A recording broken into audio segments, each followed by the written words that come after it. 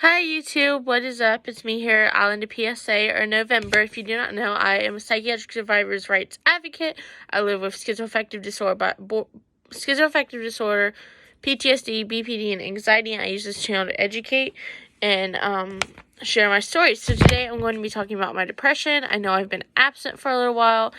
Honestly, I've just been busy. It seems like every day I just have something going on where I'm doing something. I don't really have like a bunch of downtime to sit down and film a video, and then when I do have downtime, I'm watching TV. And then also I just didn't know what to make a video about, but I looked at my phone. I'm actually on my iPad here.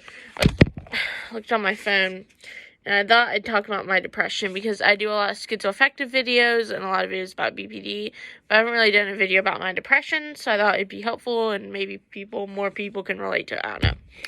Okay, so my depression, this is all over the place. Started at 13 because I felt suicidal and depressed. I didn't want to be there anymore because I got really severely bullied in school because of my anxiety and most likely autism, which, do I even have a video up about autism? I don't know. But I was diagnosed. Oh, speaking of that, I live in Atlanta, so all these hospitals would be in the Atlanta area.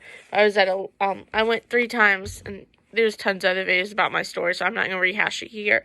But I was at Lakeview in 2014, and I got diagnosed, which I found out later when I got my medical records, with BPD, but also severe depression without psychotic features.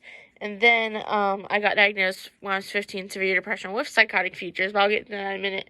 But I tried killing myself in multiple ways. No, I'm not going to go into how. I don't want to give anyone any ideas.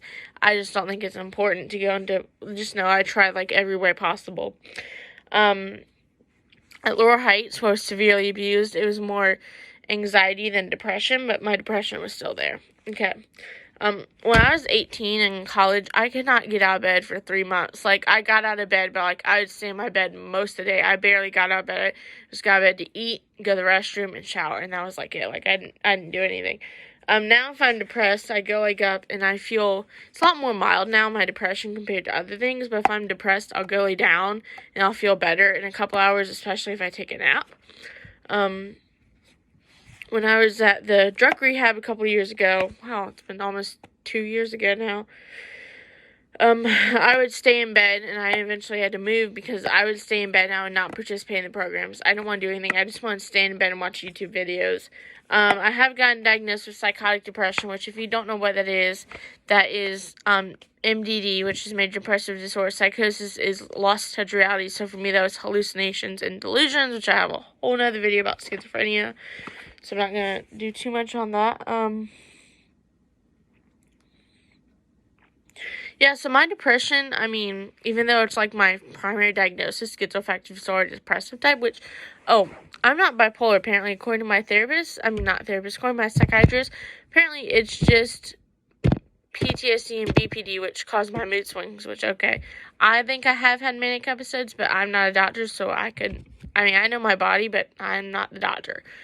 Also, I am finally getting a therapist. I was on something called an ACT team, which is like assertive community treatment. It's for people with severe and persistent mental illnesses. They get help. They get people to come to their house a couple of times a week. I was on that for a long time, like a year, almost 2 years.